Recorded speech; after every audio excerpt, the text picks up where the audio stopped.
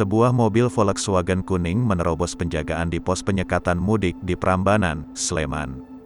Bukan hanya tidak mau berhenti, pengendara mobil tersebut juga menabrak anggota polisi dan melarikan diri.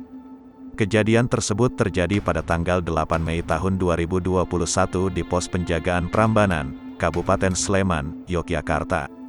Mobil VW kuning tersebut sempat berhenti untuk beberapa saat, namun, saat petugas terlihat meminta sang sopir untuk membuka kaca mobil, pengendara itu malah tancap gas dan kabur.